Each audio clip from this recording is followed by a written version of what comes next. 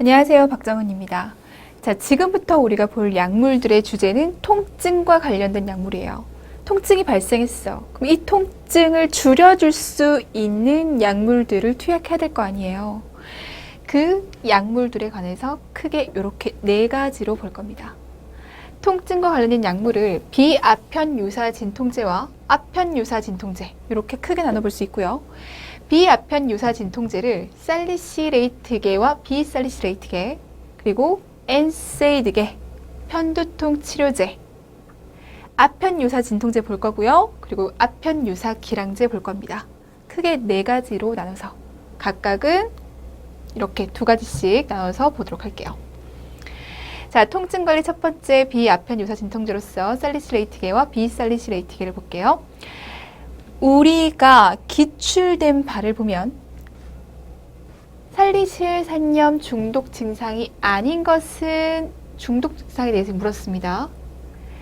아스피린 중독의 특징은 이렇게 물었거든요.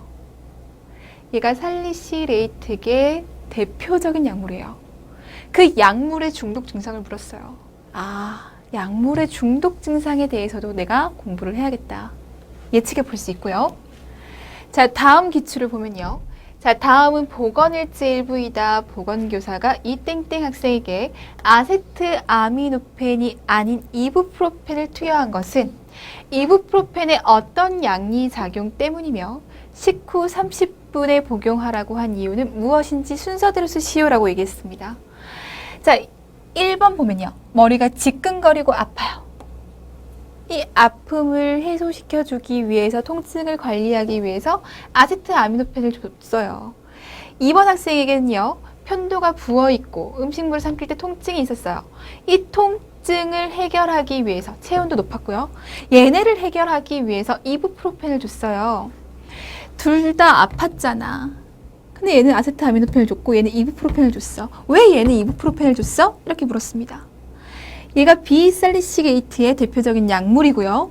얘가 엔세이드계의 대표적인 약물이에요. 이 두 가지 약물에 대해서 물어보면서 왜 얘 줬어? 얘를 줬던 이유가 뭐야? 작용에 대해서 물어본 거잖아요. 그리고 얘가 30분 후에 복용하라고 했거든. 왜 30분 후야? 얘의 부작용과 관련된 간호중재예요. 그럼 어떻게 공부해야겠다고요? 약에 대해서 작용 기전에 대해서 이해를 하고 부작용 이해를 하고 그 부작용을 위해서 어떻게 해야 될까? 이렇게까지 연결시켜 주시면 좋아요. 부작용 연결하셔야 됩니다. 그러면 답이 나와요. 자, 통증이라고 하는 것은 조직이 실제로 손상되거나 손상될 가능성과 관련된 불쾌한 감각과 감정적인 느낌이다. 불쾌한 감각이에요. 그래서 우리는 통증이라고 얘기를 할 거예요. 이 통증은요, 감정적인 느낌이에요. 그렇기 때문에 똑같은 강도의 외부적인 스트레스, 자극에 의해서도 이 사람이 느낀 통증과 이 사람이 느낄 수 있는 통증이 다른 거죠. 통증의 강도가 다르다고요.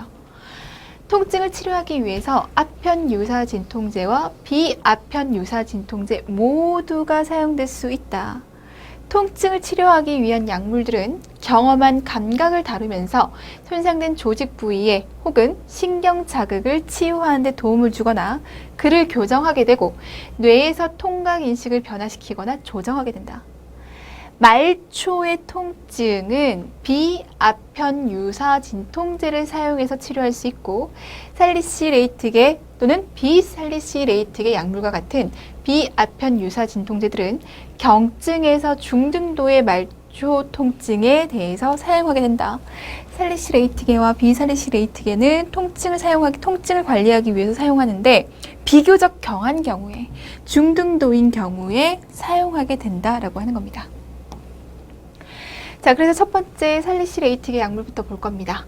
자, 살리시레이트계 약물은 살리시릭 액시드, 살릭산염에 대해서 유래한 약물들이다. 진통의 효과가 있고, 통증을 완화하는 효과가 있고, 해열, 열을 하강시키는 효과가 있고, 그리고 항염증 효과로 인해서 통증 관리에 유용하게 사용된다. 통증을 완화시키고 열을 내려주면서 염증 효과도 있대요. 항염증 효과도 있대요. 대표적인 게 뭐라고요? 아스피린이라고요. 포인트 잡으셔야겠죠. 그리고 마그네슘 살리시레이트가 있습니다. 자, 양리작용을 보면요. 말초혈관을 확장시켜서 체온을 낮춘다. 체온을 낮춰주는 역할, 해열의 작용이 있다라고 얘기했어요. 혈관을 확장했더니 그쪽으로 혈액들이 몰렸어. 혈액들이 몰렸어? 그러면 이 확장된 혈관을 통해서 열이 발산되게 되죠. 열이 발산되면 체온은 떨어지게 됩니다. 혈액이 말단 쪽으로 흐르게 되면 열의 발산이 방산되기 때문에 몸이 서늘해진다. 역시 체온을 낮춘다. 해열과 관련된 얘기예요. 진통작용은 프로스타글란딘의 생성 억제에서 기인된다. 프로스타글란딘을 억제하면 진통작용을 가지고 온다. 프로스타글란딘은 거의 모든 신체 조직과 체액에 존재한다. 프로스타글란딘이 생성되게 되면 조직에 있는 통각 수용체의 감수성이 증가되게 되고 환자가 통증을 더욱더 심하게 느끼게 된다. 통각 수용체의 감수성이 증가돼. 그래서 통증을 느껴. 뭐 때문에? 프로스타글란딘 때문에. 살리시틱의 약물은 프로스타글란딘의 생성을 억제한다. 통각 수용체가 뇌에 통증 신호를 전달하지 못하게 된다. 외부적인 자극은 있지만 그 자극에 대한 통증 전달을 억제시키기 때문에 통증을 못 느껴요. 프로스타글란딘의 감소는 살리시틱의 약물의 항염증 활성의 기전이다 라고 되어 있습니다. 자, 살리시틱의 약물 하면 뭐 생각하셔야 된다고요? 프로스타글란딘을 생각하셔야 된다고요. 프로스타글란딘. 자, 아스피린이 대표적인 약물이라고 했습니다. 다른 살리시틱의 약물보다 더 강력하게 프로스타글란딘의 합성을 억제한다. 그래서 더 큰 항염증 효과를 가지고 온다. 아스피린은요, 혈소판 응집을 억제합니다.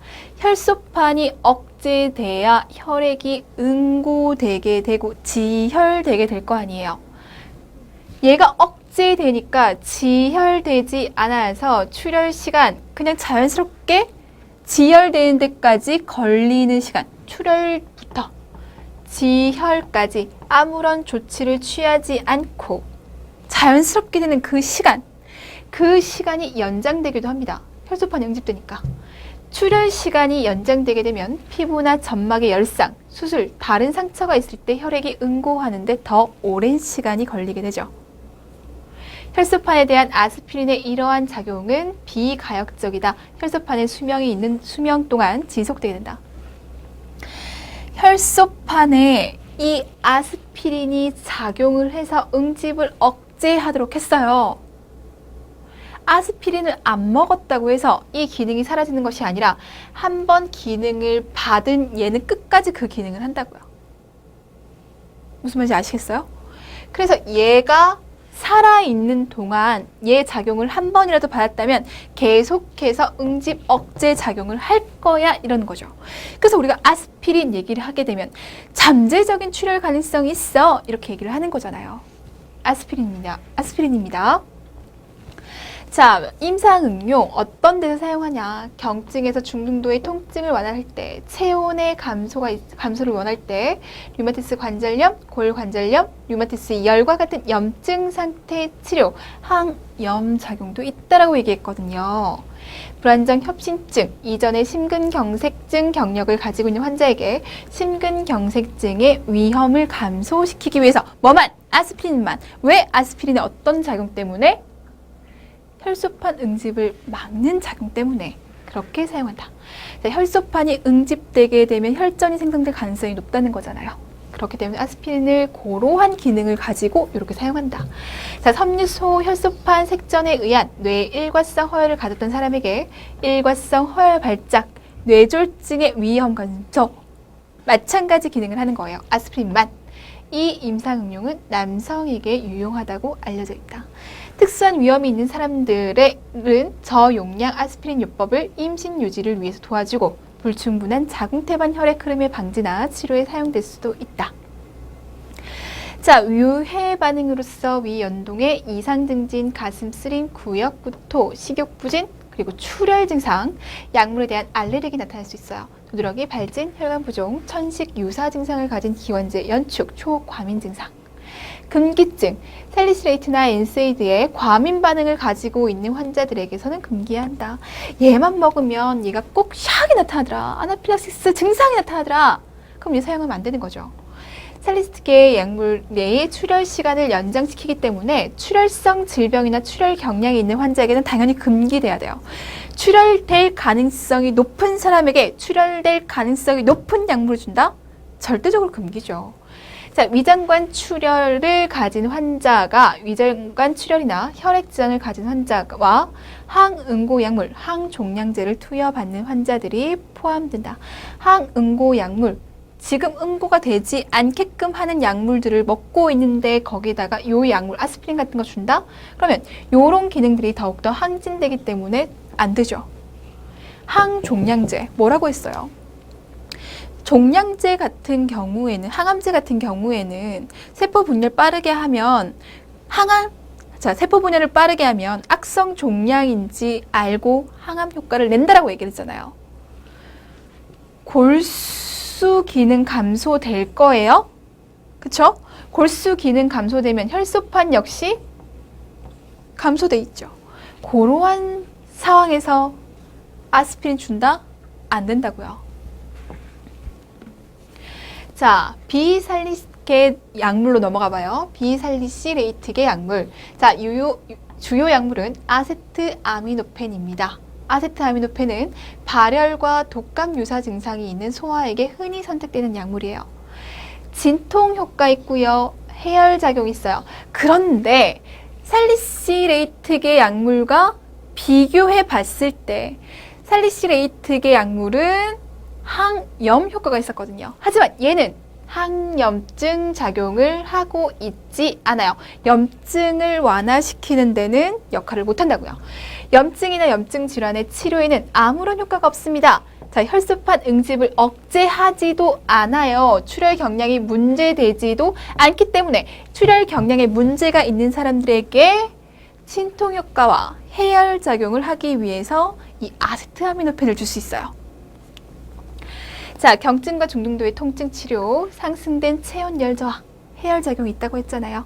관절 질환과 연관되는 통증과 불편감을 관리하기 위해서.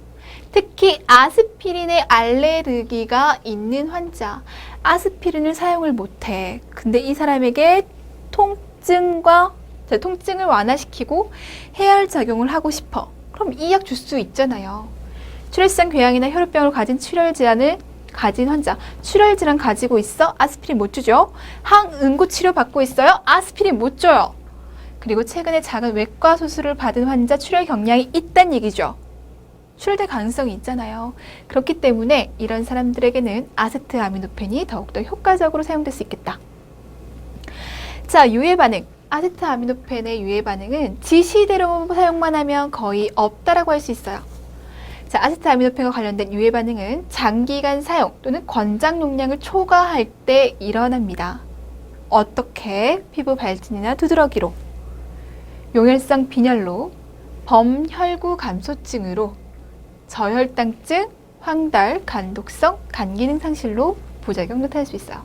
그러나 지시대로만 사용하면 유해 반응은 거의 없더라. 자, 아스피린과 아세트아미노펜을 한번 비교해 보자고요. 살리시레이트계의 대표적인 약물, 비살리시레이트계의 대표적인 약물. 진통 효과 둘 다 있다라고 얘기했고요. 해열 효과 둘 다 있다라고 얘기했습니다.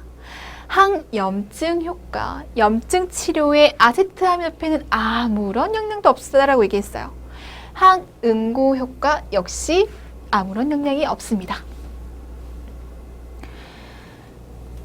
비교하셔서 기억을 좀 해두시고요. 두 번째, 비아편 유사 진통제로서 비스테로이드 항염제와 편두통 치료제, 이렇게 나눠서 볼게요. 얘가 엔세이드겠죠.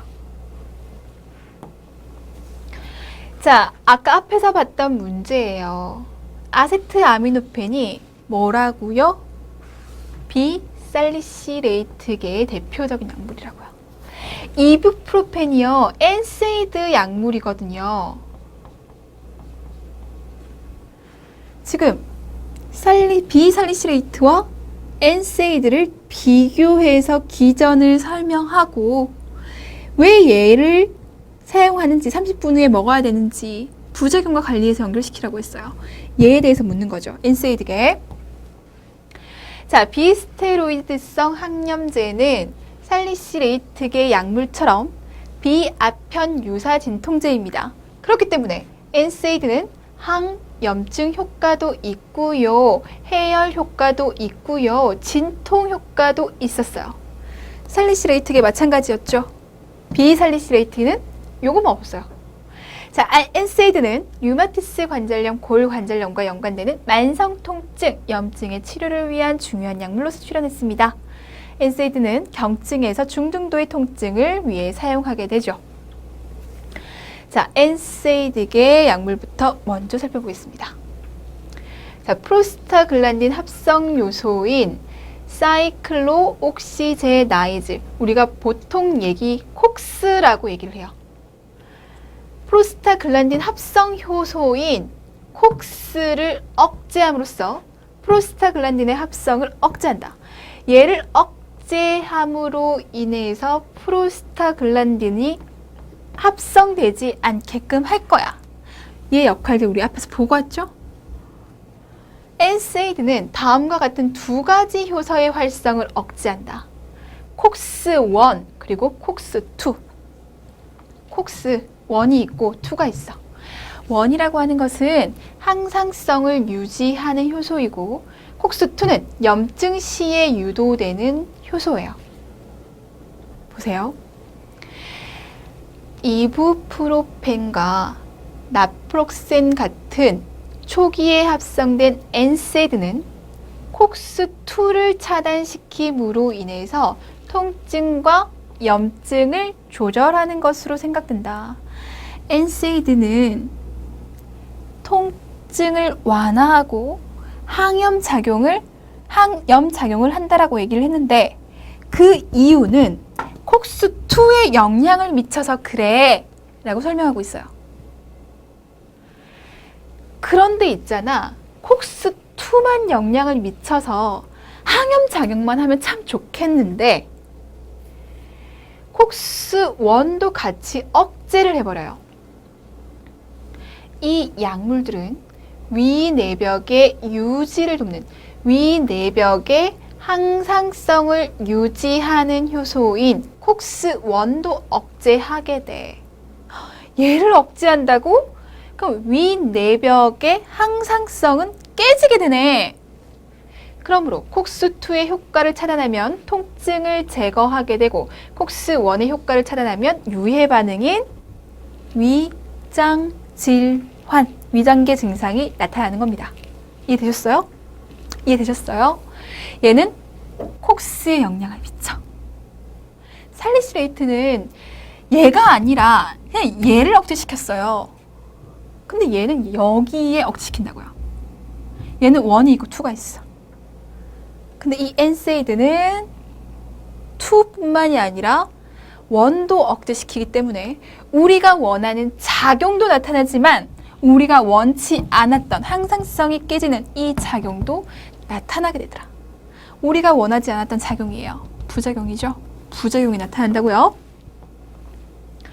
자, 콕스1을 억제함으로써 위연동 운동 이상장애와 궤양과 같은 원하지 않는 위장 반응이 나타날 수 있습니다. 그래서 식후 30분 후에 드세요. 이렇게 얘기하는 거예요. 식사하고 30분 후에 드세요 라고 얘기를 하는 거예요. 그나마 위장장애가 좀 덜하게. 자, 세레브렉스 콕스1을 억제하지 않고 콕스2만 억제해요. 우리가 바라는 이상향인 거죠. 우리가 원하는 작용만 하잖아요. 자, 위장관에 대한 유해 반응이 거의 없고요. 통증과 염증을 완화시켜요. 자, 임상응용, 골관절염과 류마티스 관절염과 같은 근골격계 질환과 관련된 통증에서, 경증 내지 중등도의 통증에서, 원발성 월경통에서, 그리고 발열이 났을 때 해열작용으로 줄 수 있습니다. 자, 유해 반응으로 위장관계 반응이 있다라고 말씀드렸습니다. 구역구토, 소화불량, 식욕부진, 구강건조, 설사, 변비, 상복부 통증, 소화불량, 복부 불쾌감, 복부 팽만, 장계양, 구내염, 황달 나타날 수 있습니다. 중추신경계 반응도 있어요. 어지럼증, 불안, 몽롱함, 현기증, 두통, 졸림, 기면, 불면증, 착란, 우울증, 뇌졸중, 정신장애, 심혈관계 반응으로서 혈압 상승, 혈압 저하, 우울혈성, 심장기능 상실, 심장 부정맥, 심근경색증, 신장계 반응으로서 다뇨증, 배뇨곤란, 소변감소증, 혈뇨, 방광염, 비위엔 증가, 손상된 신장 기능을 가진 환자에게서 급성 신장 기능 상실이 나타납니다. 혈액계 반응으로서 범혈구 감소증, 저혈소판증, 호중구성, 백혈구 감소증, 호상구 증가증, 백혈구 감소증, 무가리구증, 재생불량, 빈혈이 나타날 수 있어요. 자, 피부계 반응 발진, 홍반, 자극, 피부 발진, 반상출혈, 자색반, 탈락 피부염, 스티븐 존슨 증후군, 그리고 대사 내분비계 반응으로 식욕 감소, 체중 증가 또는 감소, 홍조 발한, 월경장애, 질출혈, 고혈당증 혹은 저혈당증. 우리 몸 구석구석에 부작용이 나타날 수 있어요. 전신적인 반응이 나타나더라. 자, 감각과 기타 반응으로 미각 변화, 비염, 이명, 시력장애, 갈증, 발열, 오한, 질염 나타날 수 있습니다. 자, 편두통 치료와 관련된 약물, 선택적 세로토닌의 작용제, 선택적 세로토닌 작용제에 대해서 볼게요. 편두통 때문에 나타나는 통증은 혈관 연축에 의해서 생겨나는 것으로 생각돼. 혈관이 수축함으로 인해서 편두통이 나타나더라. 편두통을 치료하기 위해 사용되는 약물은 이 연축을 예방적으로 억제하기 위해서 또는 편두통이 생겼을 때 급성 통증을 치료하기 위해서 사용된다. 자, 보세요. 있잖아. 혈관 연축 때문에 편두통이 생겨났어. 그럼 편두통을 예방하기 위해서는 혈관 연축을 막아야겠죠. 근데 편두통이 생겼어. 이미 연축이 됐다고요. 그래서 편두통이 생겼잖아요. 그럼 통증 치료하기 위해서 사용합니다. 좀 다르죠. 예방하기 위해서는 약물의 연축을 예방하고 나타났을 때는 통증을 관리하기 위해서 치료해요. 자, 그래서 편두통을 예방하는 약물의 작용 기전과 분류는 편두통 발작의 급성 통증을 치료하기 위해서 사용된 약물과는 달라요. 요 얘기를 이렇게 설명하고 있는 거죠. 예방적 치료에 사용되는 약물은 베타 차단제, 칼슘 통로 차단제, 항우울증제, 항경련제 등의 약물이다. 얘 다 뭐? 연축을 막기 위한 약물. 우리 얘 하고 왔잖아요. 자, 급성 통증을 완화하기 위해 사용하는 약물은 선택적 세로토닌 작용제 OHT 아고니스트가 있습니다. 되셨어요? 예방하기 위해서 사용하는 약물, 통증, 치료를 위해서 사용하는 약물, 얘는 다르다고요. 자, 선택적 세로토닌 작용제 치료를 위한 약물에 대해서 볼게요. 편두통의 증상은 두 개의 국소적인 혈관 확장 그리고 3차 신경의 자극에 의해서 야기되는 것으로 생각하고 OHT 수용체의 활성화는 혈관을 수축시키고 신경 전달을 감소시키고 이어서 통증을 완화시키게 된다. 자, 중등도의 중증의 편두통을 완화하기 위해 사용되고 편두통이 있는 동안 위장관의 운동이 감소돼서 경구용 약물의 흡수가 지연되기 때문에 편두통이 있는 동안에는 위장관의 운동이 감소되기 때문에 당연히 입으로 먹는 약물의 흡수는 지연되게 되고 흡수가 지연되게 되면 그만큼 작용이 늦게 나타나게 되죠. 직장, 비강, 피하 주사 등의 다른 대체 경로를 통해 투여하게 된다. 자, 유해 반응. 이러한 약물들은 일반적으로 잘 견딜 수 있으며 대부분의 유해 반응은 경미하고 일시적입니다. 가장 흔한 것으로서 어지럼증, 구역, 피로, 통증, 구강건조, 홍조, 심혈관계 반응으로서 관상동맥 혈관 연축, 심장 부정맥과 빈맥, 심근경색증이 나타날 수 있어요. 세 번째 통증 관리로서 이제는 아편 유사 진통제입니다. 이제 마약 성분이 들어가는 거죠. 자, 통증 단계는 세 단계를 사용한 통증 치료에 있어서 아편 유사 진통제와 비아편 유사 진통제의 사용을 제시한다. 비아편 유사 진통제는 지금까지 우리가 봤던 진통제예요. 통증이 경증인 경우에는 제1단계 비아편 유사 진통제가 처방될 수 있다. 통증을 1단계, 2단계로 3단계로 한번 나눠보자. 1단계, 좀 경하다라고 한다면 비아편 유사 진통제를 처방하고 만일 필요하다면 통증 완화의 효과를 촉진시키기 위해서 보조제가 사용될 수 있다. 비아편 유사 진통제 플러스 보조제. 만일 적절히 용량을 증가시킴에도 불구하고 통증이 지속되거나 악화된다면 제2 혹은 제3단계의 진통제가 처방된다. 조금 더 높은 단계의 진통제가 들어간다는 겁니다. 자, 2단계, 3단계의 진통제들은 아편 유사 성분을 가지고 있다. 마약 성분을 가지고 있어. 중증 통증에는 대부분 2단계 혹은 제3단계의 진통제가 처방되게 됩니다. 자, 아편 유사라고 부르는 것은 아편에서 유래되거나 혹은 합성된 진통제를 지칭하면서 중등도에서 중증의 통증을 치료하기 위해서 사용됩니다. 이 약물들은 통감이 기원된 조직을 변화시키지 않으면서 대신 환자가 통증을 어떻게 인식하는지를 변화한다. 자, 이거 보세요. 통증이 나타나게끔 하는 오리진, 기원이 있을 거 아니에요. 얘 때문에 통증이 발생하는 거예요. 근데 이 아편 유사제가 통증을 일으키는 기원을 치료하는 것이 아니라 얘가 문제가 아니라 그냥 얘 통증을 관리하는 거라고요. 치료 아니야. 그냥 통증 관리야. 이렇게 생각하시면 돼요. 자, 아편유 중에서 자연계 성분은 몰핀, 여기 들어가요. 코데인, 여기 들어가요. 우리가 자주 보는 것들이죠. 합성 아편 유산제는 자연계 아편과 특성 양리작용이 유사한 합성 진통제로서 메사돈, 우리 요거 많이 보죠. 메사돈이 대표적입니다. 메페드린 대표적이에요. 자, 양리작용 봅시다. 중추신경계의 세포들은 아편 수용체를 가지고 있어요. 아편제들이 여러 각기 다른 수용체 부위에 친화적이지만 뮤와 카파 아편 수용체의 작용으로 진통, 진정, 그리고 이상 행복감을 나타냅니다. 요게 문제인 거죠. 요게. 자, 아편 유사 진통제는 작용제, 부분작용제, 혼합작용제 기량제로서 분류할 수 있어요. 작용제라고 하는 것은요, 수용체에 결합하고 작용을 나타내는 약물입니다. 얘기했잖아요. 약물이 있어. 이 약물이 수용체에 결합하게 되면 작용을 나타내. 작용제예요.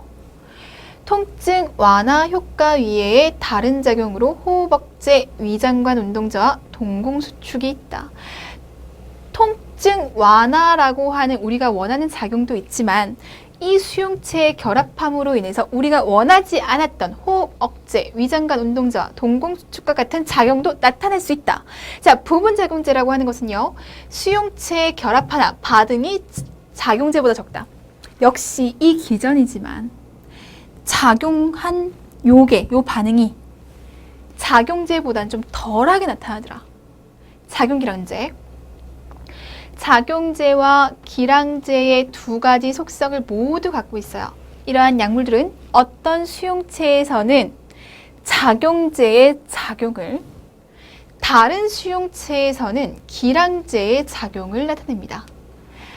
이 약물이 작용제의 역할을 할 수도 있는 약물, 성분, 그리고 기량제의 역할을 할 수도 있는 성분으로 구성되어 있어요.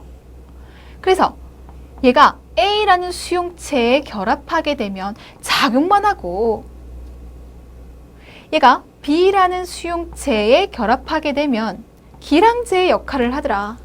이런 겁니다. 작용기량제. 기량제라고 하는 것은 수용체에 결합하나 반응이 나타내지 않으므로 작용제의 효과를 역전시킨다. 기량제는 작용제와 동일한 수용체에 경쟁적으로 결합하기 때문에 이러한 역전이 가능하다. 지금은 이렇게 같이 있는 애로 설명을 했잖아요. 근데 지금 밑에 있는 얘기는 기량제 얘기를 하는 거거든요. 자, 작용제를 줬어요. 작용제를 줬더니 얘가 수용체랑 결합해서 작용을 하더란 얘기죠. 어떤 반응을 보였어요. 이번에는요, 기량제를 줄 거예요. 이 기량제가 이 작용제와 같이 붙을 수 있는 수용체가 있겠죠? 수용체가 있다면 A라는 작용제와 결합을 할 수 있고 A라는 기량제와 결합을 할 수 있는 수용체가 있어요.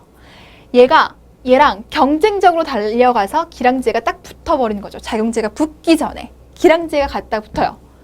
그러면 작용제가 붙었을 때의 반응이 기량제가 붙음으로 인해서 일어나지 않겠죠. 당연하지. 작용제 대신에 지금 기량제가 먼저 가서 붙었잖아. 먼저 가서 붙으니 작용제가 붙을 데가 없어. 그럼 작용제는 붙지 못했으니 반응이 일어나지 않아. 그걸 뭐라고 표현했냐면 작용제의 효과를 역전시킨다라고 표현을 한 거예요. 되셨죠? 이게 원래 기량제예요. 이게 원래 기량제예요. 자, 장기간 사용하면요, 몸에 내성이 생겨요. 내성이 발생하지 않고 작용을 나타내는 유일한 신체계는 위장관계입니다. 자, 그래서 느려진 위장관 운동성, 그리고 그 결과 나타나는 변비는 아편 유사제 치료에 항상 나타나는 문제입니다. 언제나 위장에 문제가 생기더라. 몰핀 대표적이죠. 중등도에서 중증인 통증에 가장 효과적인 약물로서 통증 관리의 기본 약물로 간주됩니다. 자, 메페드린과 레보파놀, 얘는 중등도에서 중증인 통증의 치료 효과적이고, 코데인, 얘는 경증에서 중등도의 통증 치료에 효과적입니다. 자, 임상응용, 중등도에서 중증의 급성, 만성 통증을 치료하기 위해서 아편 의존성 치료와 관리를 위해서 사용합니다. 어떻게? 자, 수술 전 환자의 불안을 계산하고 진정 효과를 하기 위해서. 마취 전 이완하고 진정된 환자는 마취가 용이해져요. 적은 양으로도 마취가 잘 돼요. 마취 상태가 잘 유지돼요. 마취를 보조할 때 사용할 수 있습니다. 상과 진통의 촉진, 역시 통증 완화죠. 폐부종에 의한 호흡곤란 환자의 불안을 완화하고 운동신경, 감각신경, 교감신경 기능적인 손상 없이 경막 내 투여 및 경막 외 투여를 함으로 인해서 통증 경감을 지속시킬 수 있어요. 자, 심근경색으로 인한 통증 완화, 몰핀이 추천되고요. 아편 의존성을 관리하는 거. 마약에 의존성이 생겼어. 근데 마약은 하면 안 되는 거잖아요. 그러면 이 의존성을 조금이라도 관리해 주기 위해서, 좀 도움을 주기 위해서 유사제를 사용한다고요. 관리하기 위해 사용해요. 자, 입원 상태의 진단, 치료적인 시술 전에 얕은 진정 유도, 심한 설사, 장 경련 치료, 그리고 중증의 지속성 기침의 완화에 사용할 수 있습니다. 특히 코데인. 자, 유해 반응, 중추신경계 반응으로서 이상 행복감 나타날 수 있죠. 허약, 두통, 목농암, 어지럼증, 진정, 동공 수축, 불면증, 초조 떨림, 두개념 증가, 정신적, 육체적 작업장애, 호흡기 반응으로서 호흡수와 깊이가 저하될 수 있어요. 포인트 잡을게요. 자, 위장관계 반응으로서 구역과 구토, 구강 건조, 담도 연축, 얘 포인트 잡아야 되죠. 나오잖아요, 얘. 변비, 식욕부진, 심혈관계 반응으로서 안면 홍조, 빈맥, 서맥, 심계, 항진, 말초순환이 허탈될 수 있으며 비뇨생식계 반응으로서 요저류, 배뇨지연, 요관, 방관, 관략근이 연축될 수 있습니다. 자, 알레르기 반응과 기타 반응으로서 가려움증, 발진, 두드러기, 발한 주사 부위 통증, 국소 조직의 자극이 나타날 수 있어요. 주의사항 볼게요. 노인 환자 아편 유사제를 이전에 투약받지 않았던 아편 무경험 환자, 호흡 억제 위험성이 높은 환자에게서 아편 유사 진통제를 사용할 때 주의를 요해요. 이게 너무너무 중요하죠. 담도 수술 환자에게 투여할 때는 소장과 담도 사이에 있는 OD 관략근의 연축이 나타날 수 있다. 몰핀 얘기하면서 항상 OD 관략근 얘기 맨날 해요. 포인트 잡아주셔야 돼요. OD 관략근 연축. 자, 네 번째. 아편 유사 기량제입니다. 자, 기량제 뭐라고 얘기했어요? 작용제와 경쟁적으로 수용체에 결합해서 작용제의 역할을 역전시킨다라고 얘기했어요. 기량제의 역할. 자, 기량제란 어떤 약물의 작용에 대항하는 물질이다. 아편 유사 기량제는 아편 유사 작용제보다 세포 수용체에 대한 친화력이 강하다. 그래서 수용체가 있어. 작용제하고 기량제하고 같이 들어와. 그럼 누구랑 더 빨리 결합한다고요? 기량제랑 더 빨리 결합을 한다고요.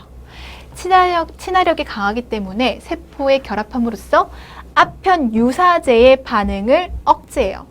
작용제가 결합을 했다면 아편 유사제의 반응이 나타났을 거 아니에요. 근데 요렇게가 아니라 요렇게 결합함으로 인해서 반응을 억제합니다.